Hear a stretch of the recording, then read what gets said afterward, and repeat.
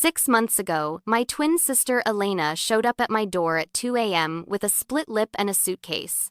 Today, she called me crying, begging me to switch places with her for just one weekend. Her husband Marcus had no idea that we were identical twins.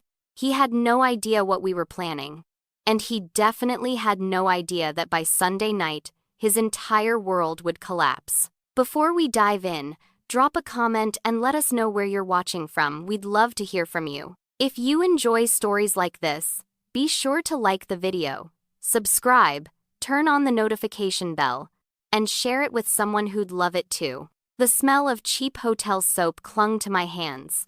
I stood in front of the bathroom mirror in room 304 of the Riverside Inn, staring at my own face. Except it wasn't really my face anymore. It was Elena's. I touched my newly dyed hair. Darker. Richer. The exact shade of mahogany that Elena had been dyeing hers for the past 3 years. The hairdresser had done it this morning, along with the subtle highlights that caught the light just like my sister's. I leaned closer to the mirror.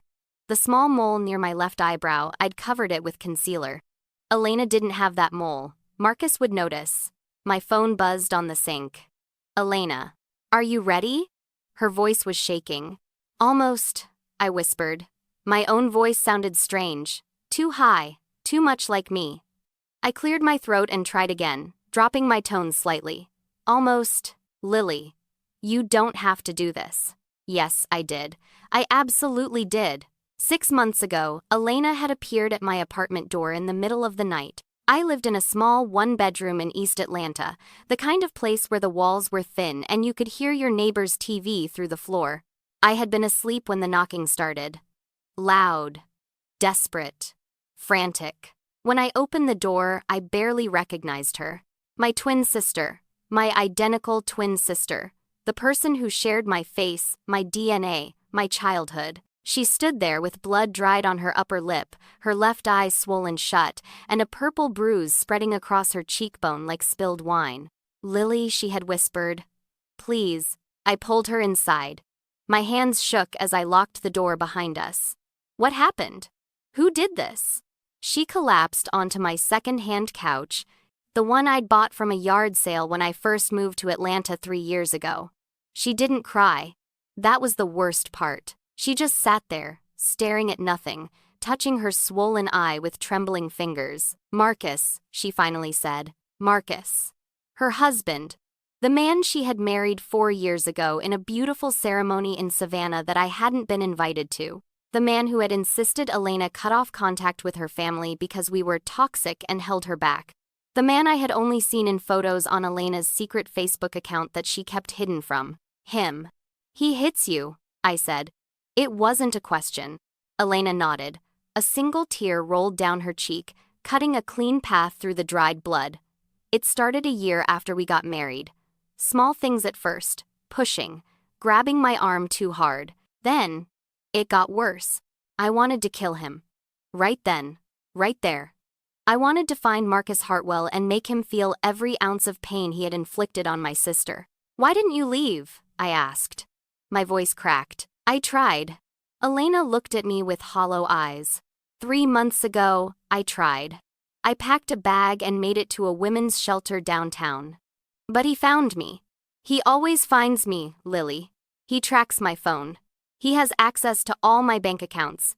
He knows people. Important people. The police won't help. His father is a judge. His uncle is the district attorney. My blood ran cold. You're saying he's untouchable. I'm saying I'm trapped. Elena grabbed my hand. Her grip was weak. I need your help. I need somewhere to stay. Just for a little while. Just until I figure out what to do. She stayed with me for 2 months. In that time, I watched my sister, my brave, brilliant, beautiful sister, transform into a shell. She jumped at loud noises. She cried in her sleep. She checked the door locks 5 times before bed. She refused to leave the apartment. And she told me everything. Marcus Hartwell was a real estate developer. I am 34 years old. Handsome in that polished, expensive way that made people trust him immediately. He came from old money, the kind of family that had streets named after them in Buckhead. He was charming at parties, generous with donations to charity. Everyone thought he was perfect. Behind closed doors, he was a monster. Elena showed me the scars. Cigarettes burn on her inner thighs where no one would see. A crooked finger that had been broken and never set properly. A dent in her ribcage from where he had kicked her so hard something cracked. "Why did you marry him?" I asked one night as we sat on my couch, sharing a bottle of cheap wine. "Because I didn't know," Elena said quietly. "He was so kind when we were dating, so attentive. He swept me off my feet. And by the time I saw who he really was, it was too late. We were married. And he told me that if I ever tried to leave, he would destroy me. He has lawyers, Lily. Good lawyers. He said he would make sure I lost everything. He said he would tell everyone I was crazy, that I was a liar, that I was the abusive one. People would believe you," I insisted. Elena laughed. It was a bitter, broken sound. "Would they? Look at him. Look at me. Who do you think the world would believe? The successful businessman from a powerful family, or the wife with no money and no connections?" She had a point. I hated that she had a point. 2 months after she arrived, Marcus found us. I came home from my shift at the diner where I worked, Rosie's, a 24-hour place that smelled like grease and desperation, and found Elena packing her bag with shaking hands. "He knows I'm here," she said without looking at me. "He sent me a text. He said if I don't come home by tonight, he'll come get me himself. And he'll hurt you too." "Let him try," I snarled. "Lily? No." Elena grabbed my shoulders. For the first time in months, I saw fire in her eyes. "You don't understand. He will hurt you. He will hurt you badly. And then he'll make sure you can't ever tell anyone about it. I can't let that happen. I can't." "So you're just going back?" "I have to." She zipped up her bag. "But I have a plan. I've been thinking about it for weeks. I just need time. And I need your help." That was 4 months ago. Now, standing in this hotel bathroom, I was finally going to give my sister the help she needed. I picked up my phone and texted Elena back. "I'm ready. Remember everything I told you," she replied. Marcus wakes up at 6:30 a.m. He drinks his coffee black with 1 sugar. He'll expect you to have breakfast ready by 7. He doesn't like when I talk too much in the morning. And whatever you do, don't contradict him. Ever. My stomach turned. Got it. The house key is under the 3rd flower pot on the left side of the porch. He's at a business conference in Chattanooga right now. He won't be back until 6 p.m. That gives you time to get familiar with everything. I'm coming over now to help you. 30 minutes later, Elena knocked on my hotel room door. When I opened it, I felt like I was looking into a mirror. We had always been identical, but now, with my dyed hair and her careful instructions, we were indistinguishable. Elena stepped inside and studied me with critical eyes. She walked in a slow circle around me, examining every detail. "The hair is perfect, the clothes look right, but you need to change your posture." "My posture?" "You stand too tall, too confident." She gently pushed my shoulders down slightly. "Marcus likes me small, submissive. Keep your eyes down when he's talking. Don't make direct eye contact unless he asks you a question." Rage burned in my throat. "Elena, I know." Her voice was soft. "I know it's awful. But if you want this to work, you have to be me. Completely." For the next 2 hours, Elena taught me how to be her. How to walk with smaller steps. How to laugh quietly instead of my usual loud cackle. How to cook Marcus's favorite meals. How to fold his shirts the way he demanded. How to apologize even when I wasn't wrong. By the time she left, I felt sick. "You're sure about this?" Elena asked at the door. "Once you're in that house, there's no backing out. He can't know. If he figures out you're not me, he won't." I grabbed her hand. "Trust me. By the time this weekend is over, Marcus Hartwell will wish he'd never laid a hand on you." Elena's eyes filled with tears. "Thank you, Lily. Thank you." After she left, I gathered my things. A small overnight bag with Elena's clothes. Her wedding ring, which she had given me earlier. Her phone synced to forward all calls and texts to me. And most importantly, the small recording device that looked like a pen, tucked safely in my pocket. At 4:30 p.m., I drove to Elena's house. It was massive. A sprawling estate in Buckhead with white columns and a circular driveway. The kind of house that screamed money and power. The kind of house that hid secrets. I found the key under the third flower pot and let myself in. The interior was stunning. Marble floors, crystal chandeliers, expensive art on every wall. But it felt cold, empty, like a museum instead of a home. I walked through the rooms slowly, memorizing everything. The kitchen with its gleaming stainless steel appliances. The living room with its uncomfortable white couches. The master bedroom upstairs with its king-sized bed and view of the perfectly manicured lawn. On the nightstand, I found a framed photo of Elena and Marcus on their wedding day. Elena was smiling, but her eyes looked distant, afraid. Marcus stood beside her with his arm around her waist, gripping her just a little too tightly. I wanted to smash the frame against the wall. Instead, I went downstairs and started preparing dinner. Elena had given me detailed instructions. Grilled salmon, roasted asparagus, wild rice, Marcus's favorite. At exactly 6:04 p.m., I heard the garage door open. My heart hammered against my ribs. I wiped my sweaty palms on Elena's apron and positioned myself by the stove, stirring the rice with a wooden spoon. Footsteps. Heavy. Confidence. The sound of a briefcase being set down. Elena? His voice was smooth, cultured, the voice of someone who had never been told no. In the kitchen, I called out. My voice sounded steady. Good. Marcus Hartwell walked into the kitchen, and I saw him for the first time in person. He was handsome, tall, maybe 6'2", with dark hair graying at the temples and sharp blue eyes. He wore an expensive suit that fit him perfectly. He looked like he belonged in a cologne commercial. He looked nothing like a monster, but I knew better. There you are. He smiled and walked over to me. Before I could react, he grabbed the back of my neck and pulled me into a kiss. It was possessive, aggressive. His fingers dug into my skin. Every instinct screamed at me to shove him away, to punch him, to run. But I was Elena now. And Elena didn't fight back. I kissed him back softly and pulled away with a small smile. How was your trip? Exhausting. He loosened his tie and sat down at the kitchen island. Pour me a scotch. Not please, not would you mind, just a command. I poured him a glass of expensive scotch from the bar cart in the corner and handed it to him.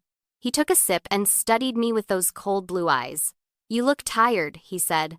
I didn't sleep well last night. I kept my voice quiet. Submissive. Why not? Because I was rehearsing how to destroy you, I thought. Just stress, I said instead. Nothing important. Marcus reached out and grabbed my wrist. His grip was firm, almost painful. You know I don't like it when you're stressed, Elena. It makes you difficult to be around. I forced myself to nod. I'm sorry. Don't apologize. He released my wrist and took another sip of scotch. Just do better. Dinner was tense. Marcus talked about his business deals and his colleagues while I sat across from him, eating in silence. He didn't ask me any questions. He didn't seem interested in anything I had to say. After dinner, he disappeared into his study to make phone calls. I cleaned the kitchen, loaded the dishwasher, and wiped down every surface until it gleamed. At 10 p.m., Marcus came upstairs. I was in the bedroom, changing into the silk nightgown Elena had told me he preferred. He watched me from the doorway. Come here. I walked over slowly. He reached out and ran his hand down my arm. His touch made my skin crawl. You've been good today, he said softly. I'm pleased. Thank you, I whispered. He leaned in close. His breath smelled like scotch and mint. Don't make me regret it. That night, I lay in bed next to Marcus Hartwell, listening to him snore, and I knew with absolute certainty that I was going to destroy him. The next morning, I woke up at 6 a.m. Marcus was still asleep beside me. I slipped out of bed carefully and went downstairs to make his coffee. Black with 1 sugar. When he came down at 6:35, I had breakfast ready. scrambled eggs, wheat toast, fresh fruit. Good morning, I said with a small smile. He grunted in response and sat down at the table, scrolling through his phone while he ate. He didn't thank me. He didn't acknowledge the effort. After breakfast, he left for the office. The moment the garage door closed, I pulled out the recording pen from my purse and got to work. Elena had given me a list. Specific places to look. Specific things to find. I started in Marcus's study. A large room with floor-to-ceiling bookshelves and a mahogany desk that probably cost more than my car. I opened his filing cabinets carefully, taking photos of every document I found. Bank statements showing suspicious transactions. Large cash withdrawals with no explanation. Payments to offshore accounts. I found his laptop in a locked drawer. Elena had given me the password. I opened it and plugged in a small USB drive, copying everything on his hard drive. Emails, financial records, contracts. In the back of another drawer, hidden under a stack of old tax returns, I found something that made my blood run cold. Photos. Not of Elena. Of other women. Young women. Scared women. Women with bruises. There were at least a dozen different women in these photos, all in various states of injury. Some had black eyes. Some had split lips. One had a broken arm in a cast. Marcus Hartwell hadn't just been abusing my sister. He had been doing this for years. To multiple women. I took photos of everything with shaking hands. Then I put it all back exactly as I'd found it. I moved through the house methodically. The bedroom, the closets, the garage. Everywhere Elena had told me to look. In the garage, I found something else. A safe hidden behind a tool chest. Elena had given me the combination. Inside were stacks of cash, at least $50,000, fake passports, and a handgun. I photographed it all. Then I closed the safe and put everything back. By the time Marcus came home at 6 p.m., I had gathered enough evidence to bury him. Elena? He called from the front door. In the kitchen, I replied. He walked in and immediately grabbed my waist from behind, pulling me against him. I forced myself not to flinch. I have a business dinner tonight, he said, with some potential investors. You're coming with me. My stomach dropped. Tonight? Is that a problem? His tone turned sharp. No. Of course not. I kept my voice steady. What time? We leave in an hour. Wear the red dress. The red dress. Elena had mentioned it. A tight, revealing cocktail dress that Marcus had bought for her. The kind of dress that was meant to show her off like a trophy. I went upstairs and found it in the closet. When I put it on, I barely recognized myself. The dress was beautiful, but it made me feel exposed, vulnerable. Marcus whistled when he saw me. Perfect. Don't embarrass me tonight.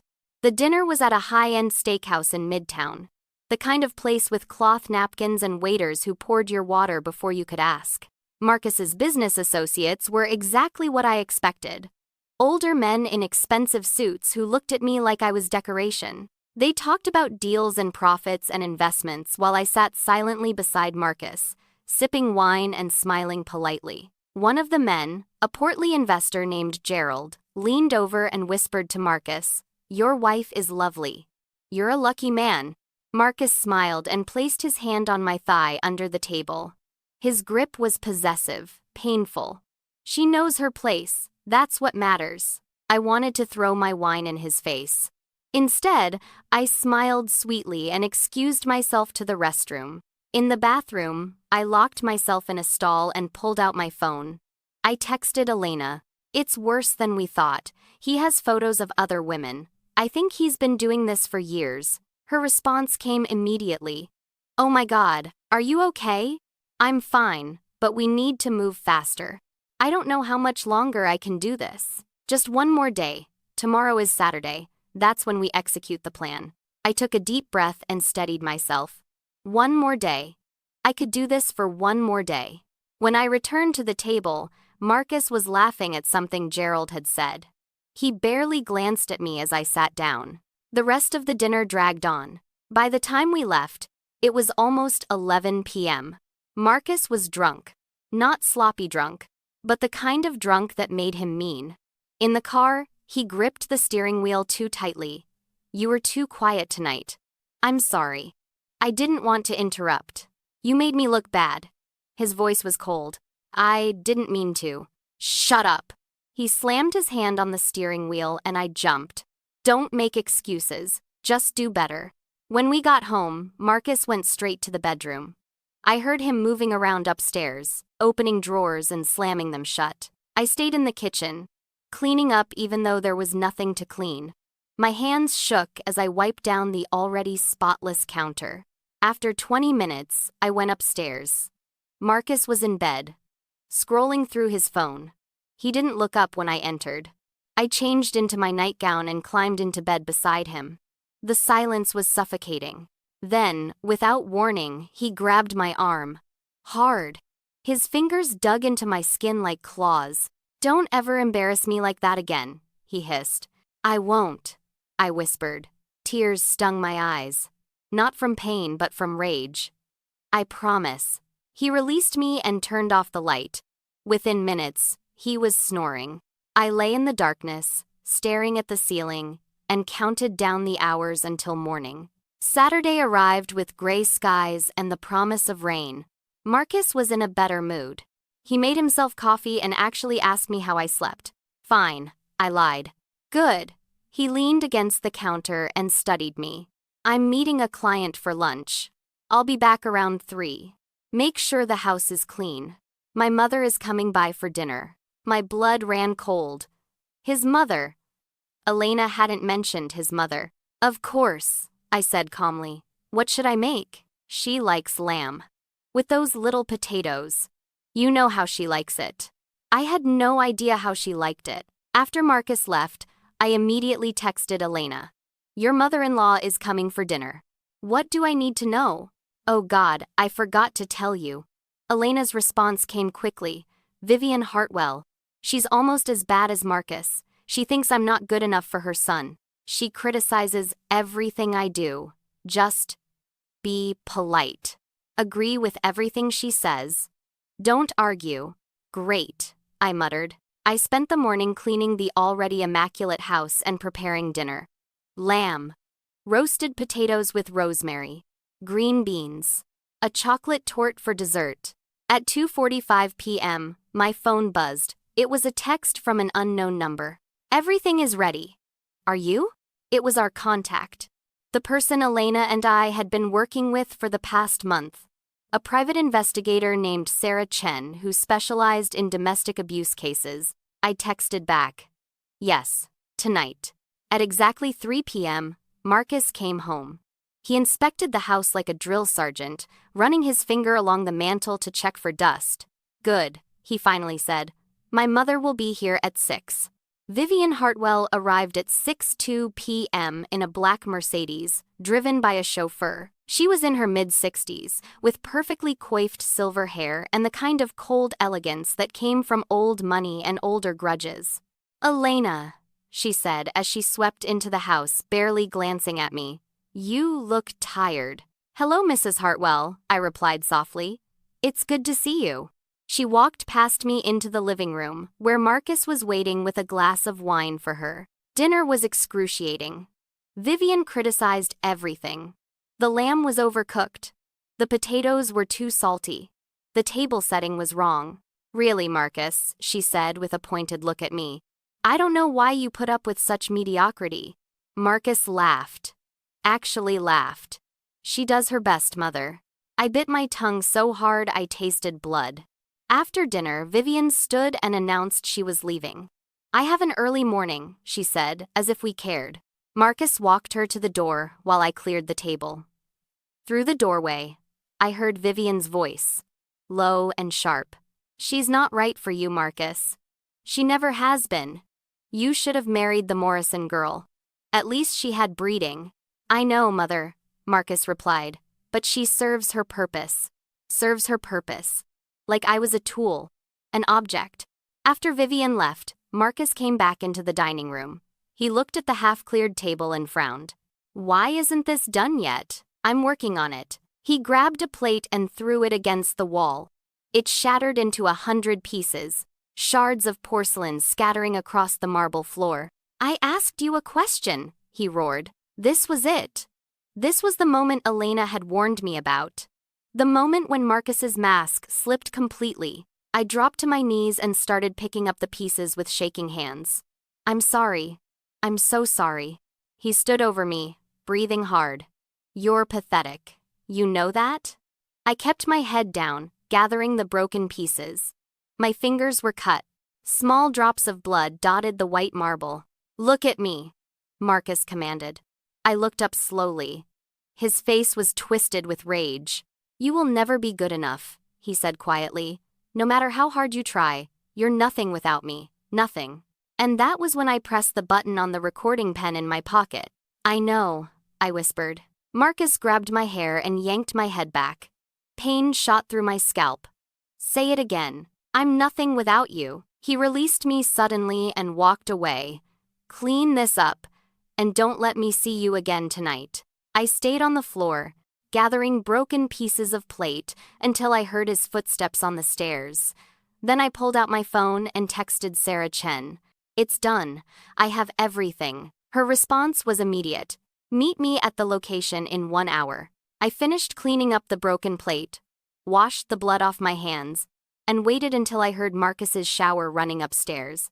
Then I grabbed my purse, slipped out the back door, and ran. I drove to the address Sarah had given me, a small office building in Virginia Highland. She was waiting for me in a second-floor office, along with Elena and 2 police detectives. When Elena saw me, she burst into tears. "Did he hurt you?" I showed her my cut hands. "Nothing I can't handle." Sarah Chen was a petite woman in her 40s with sharp eyes and an efficiency that commanded respect. She took the recording pen from me and plugged it into her laptop. "Let's see what we have," she said. For the next hour, we listened to 2 days' worth of recordings. Marcus's cruel words, his commands, his threats, the sound of him throwing the plate, his voice telling me I was nothing. One of the detectives, a woman named Rodriguez, shook her head. "This is textbook domestic abuse. Combined with the financial records and the photos you found, we have more than enough to arrest him." "What about the other women in the photos?" I asked. "Can we find them?" "We'll try," Rodriguez said. "But the recordings and the evidence of financial crimes should be enough to put him away for a long time."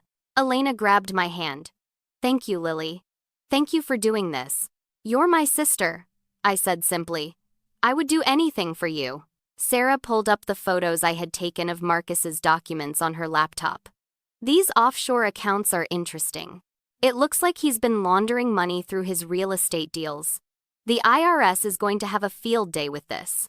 The other detective, a man named Foster, made a phone call. When he hung up, he nodded to Rodriguez. "We have a warrant. We're moving in tonight." My heart raced. "Tonight? The sooner the better," Rodriguez said, "before he has a chance to destroy evidence or flee." At 11:47 p.m., I sat in Sarah Chen's office with Elena, watching through the window as police cars with silent lights drove toward Buckhead. Elena's phone rang. It was Marcus. She looked at me with wide eyes. "Should I answer?" "Put it on speaker," Rodriguez said. Elena answered. "Hello? Where the hell are you?" Marcus's voice was furious. "I came downstairs and you're gone. The back door is open." "What the fuck is going on?" "I left," Elena said. Her voice was stronger than I'd ever heard it. "I left and I'm never coming back." There was a long silence. Then Marcus laughed. It was a cold, cruel sound. "You stupid bitch. You think you can leave me? I will find you. And when I do—" "You won't find me," Elena interrupted. "Because by the time you finish that sentence, the police will be at your door." "What?" "Goodbye, Marcus." She hung up. 3 minutes later, Rodriguez's phone rang. She listened, nodded, and smiled grimly. "He's in custody." Elena collapsed into a chair, sobbing. Not from sadness, but from relief. From freedom. I sat beside her and held her hand while she cried. Outside the window, the city lights twinkled like distant stars. It was over. The trial took 6 months. Marcus Hartwell was charged with domestic abuse, assault, tax evasion, money laundering, and a dozen other crimes. The photos we found led investigators to 4 other women who came forward with their own stories of abuse. His lawyers tried to discredit Elena. They tried to claim she was mentally unstable, that she had fabricated everything. But the recordings didn't lie. The financial records didn't lie. The photos didn't lie. Marcus Hartwell was sentenced to 15 years in federal prison. His mother, Vivian, never spoke to Elena again. She maintained that her son was innocent until the day the verdict was read. Then she simply stopped showing up to court. Elena moved in with me for a while. Then she got her own apartment, a small place with big windows and plants on every surface. She started therapy. She started painting again, something she had given up years ago. One afternoon, 3 months after the trial ended, Elena and I sat on her tiny balcony, drinking cheap wine and watching the sunset. "I never thanked you properly," she said quietly. "You don't need to thank me." "Yes, I do." She looked at me with tears in her eyes. "You saved my life, Lily. You risked everything to save me. You're my sister," I said. "My twin. We're 2 halves of the same person. I would walk through fire for you." Elena smiled. It was the first real smile I'd seen from her in years. "He thought he broke me. He thought he won. But he didn't know about me," I said. "No." Elena raised her wine glass. "He had no idea what we planned for him." We clinked our glasses together as the sun dipped below the horizon, painting the sky in shades of orange and pink. Marcus Hartwell had been a monster who thought he was untouchable, but he had made one crucial mistake. He had hurt my sister, and I made sure he paid for it. If you enjoyed this story, please subscribe to Laura Stories for more tales of justice, revenge, and sisters who refuse to be broken. Hit that like button and let me know in the comments. What would you do if someone hurt your family? Would you go as far as Lily did? Drop your thoughts below, and I'll see you in the next story.